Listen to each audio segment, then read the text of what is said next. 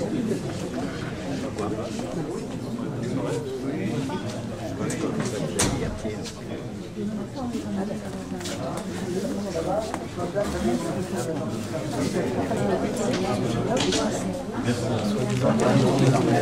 vais parler à ce moment-là.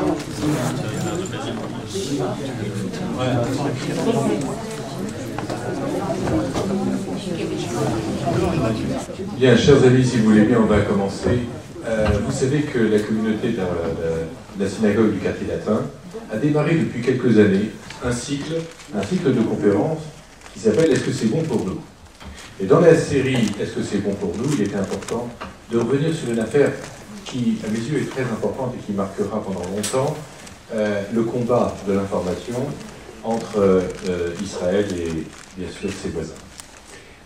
On a la chance ce soir donc, d'avoir avec nous Philippe Carsanti. Philippe Carsanti qui est adjoint au maire de Neuilly, qui est surtout aujourd'hui au cœur d'un combat dont l'enjeu est la désinformation. Et il a été tout à fait exemplaire. Il y a quelques années, j'étais dans la cour d'appel où il était jugé face à Charles Anderlin et aussi France 2. Et quelques-uns, on était là, dans le prétoire, pour le soutenir et pour dire que ce combat était à nos yeux tout à fait important. Alors pour en parler ce soir, je vais donner tout de suite la parole à Michel Gorfinkel, qui, comme géopolitologue, va nous mettre un peu en perspective l'affaire Al-Doura et nous expliquer pourquoi il est si important. Beaucoup de gens ont dit « Oh, c'était il y a 10 ans, qu'est-ce qu'on revient sur cette affaire, et pourquoi donc, etc. » En fait, non.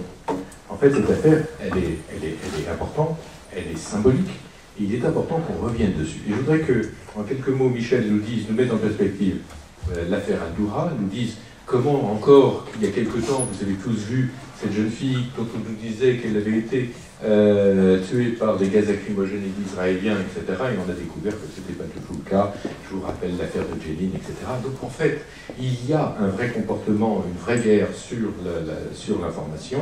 Et je voudrais que Michel un peu nous mette en perspective l'affaire Al-Doura pour qu'on comprenne pourquoi il est important aujourd'hui de revenir avec Philippe Carsanti, et merci Philippe d'être avec nous ce soir, sur les mécanismes de cette désinformation, comment les médias y ont participé, et qu'est-ce qu'elle veut dire, qu'est-ce que ça veut dire aujourd'hui pour nous. Merci. Avant de commencer, je voudrais juste vous accueillir au nom de la communauté du quartier latin. Je vous accueille ce soir. Nous remercions la communauté du quartier latin. Je voudrais remercier plus particulièrement les personnes qui se sont occupées des aspects d'organisation, des aspects techniques de cette conférence ce soir. Alain Bitton et Willy Guenich qui se sont occupés de tout ce qui concerne l'élément audiovisuel de la conférence qui va être extrêmement important dans quelques minutes, comme vous allez le constater. Et je voudrais également remercier Brigitte Gorfinkel qui a organisé cette conférence, comme les autres conférences de la communauté du quartier latin. Le problème tel qu'il a été posé est un problème très simple, très clair. Depuis que l'histoire humaine existe, malheureusement, il y a eu des guerres. Depuis que les guerres existent, l'action psychologique.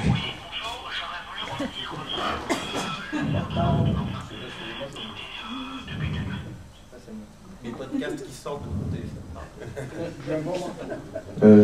nous pouvons continuer. Oui, ça fait partie de l'animation. Non, pas encore. D'accord. Ok. Il y a des discours de propagande célèbres qui nous sont parvenus. Il y en a dans la Bible, il y en a chez les auteurs romains, chez les auteurs grecs. À l'époque moderne, au XXe siècle, vous savez à quel point les régimes totalitaires ont utilisé la manipulation de l'opinion, la propagande. Il y a eu des ministères de la propagande dans des États totalitaire du XXe siècle. Il y avait un ministère de la propagande en Allemagne nazie dirigé par le célèbre Goebbels. Il y avait l'équivalent exact de ce ministère dans l'URSS totalitaire communiste. Et les pays démocratiques, eux aussi, ont tenté quelquefois d'utiliser un certain nombre de moyens de persuasion, d'action psychologique pour défendre la liberté. Les idées, y compris les mythes, si vous voulez, les idées, un mythe c'est une idée qui va faire appel à la part inconsciente de l'individu, ont une importance tout à fait cruciale dans les conflits en général. Cela permet à la fois de mobiliser votre camp et de démoraliser le camp adverse. Dans le cas précis d'Israël, nous avons avec Israël un pays qui a fait preuve il existe depuis un peu plus de 62 ans, d'une résilience extraordinaire sur tous les plans, sur le plan économique, sur le plan social et sur le plan militaire et stratégique, mais Israël reste fondamentalement un pays petit et vulnérable.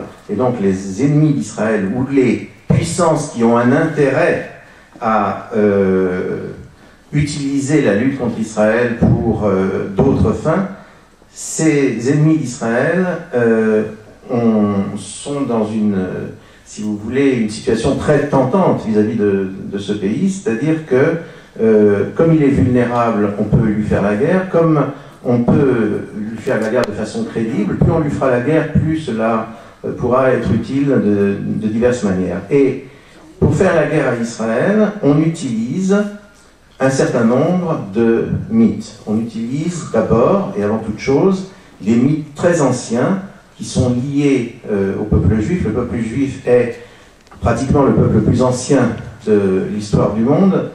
Il n'a pas beaucoup changé depuis environ au minimum 2500 ans.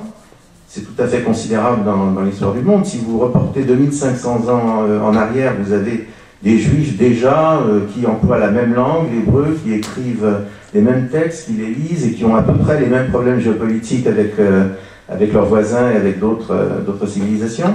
Et un certain nombre de mythes négatifs se sont créés contre les juifs. Et l'un de ces mythes très puissants, c'est le mythe des juifs en tant qu'assassins, et spécialement assassins d'enfants.